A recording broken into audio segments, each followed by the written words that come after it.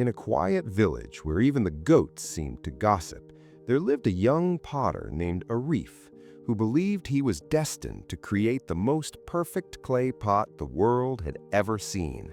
Not a good pot, not a great pot, a perfect one, the kind of pot that would make people forget their own problems just by looking at it. The problem? Arif had a special talent for ruining everything he touched. On his very first day at the wheel, he proudly shaped what he thought was a masterpiece. He lifted it with a dramatic smile, only for the bottom to fall out completely. The pot collapsed like it had given up on life. An old man sitting nearby chuckled softly.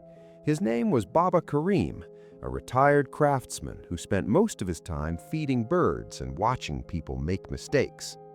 Arif frowned. "Why are you laughing? This is serious." Baba Karim smiled. "Of course it is.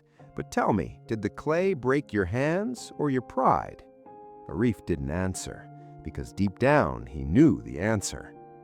The next day, Arif tried again. This time, the pot leaned to one side like it had secrets it didn't want to share. The next attempt cracked in the sun. The one after that exploded in the kiln with a loud pop that scared half the chickens in the village. Day after day, failure followed him like a loyal dog. People began to whisper, maybe Arif is not meant to be a potter. Even Arif started believing it. One evening, he sat by the river, staring at the muddy water, wondering if he should just give up and sell vegetables instead. Baba Karim walked over, carrying 2 cups of tea. He handed one to Arif and said, "You look like a man who just lost a battle to a piece of clay." "I'm tired," Arif admitted. "Every time I try, I fail. Maybe I'm just not good enough." The old man took a slow sip of tea and said, "Every mistake is a lesson, but only if you are willing to listen. Otherwise, it is just pain." Arif sighed. "Then what is my lesson? That I'm terrible?" Baba Karim laughed softly.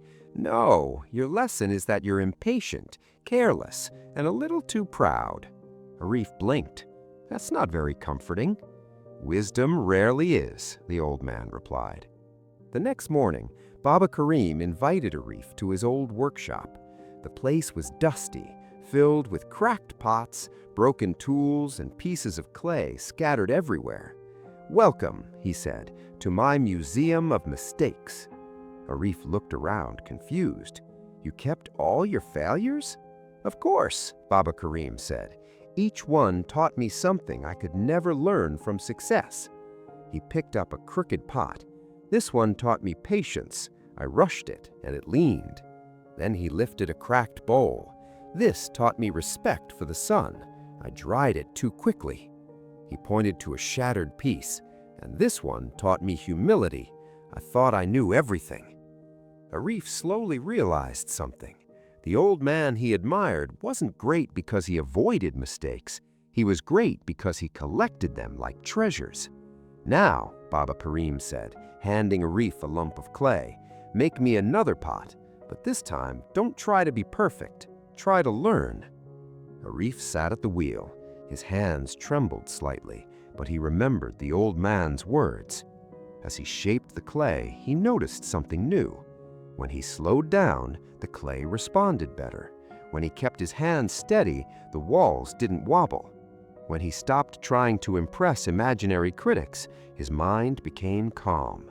The pot wasn't perfect. It had a slight curve, a tiny dent near the rim, but it didn't collapse, it didn't crack, it stood. Arif stared at it like it was magic. Baba Karim nodded. "What did you learn?" Arif smiled for the first time in days. "I learned that the clay was never the problem. I was." The old man grinned. "Good. Now make another mistake." Over the next few weeks, Arif made dozens of pots. Some failed, some succeeded, but each one taught him something new. He learned that haste makes waste when a rushed pot collapsed. He learned that a calm mind sees clearly when he stopped overthinking and worked smoothly.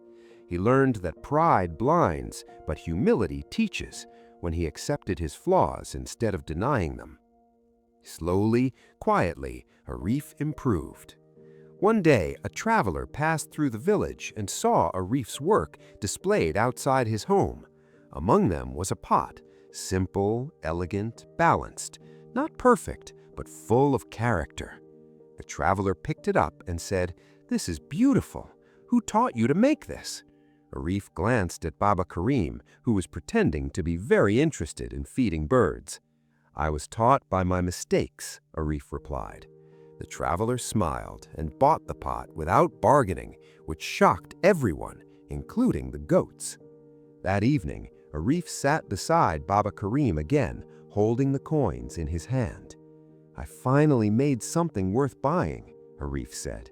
The old man nodded. "Yes, and what did it cost you?"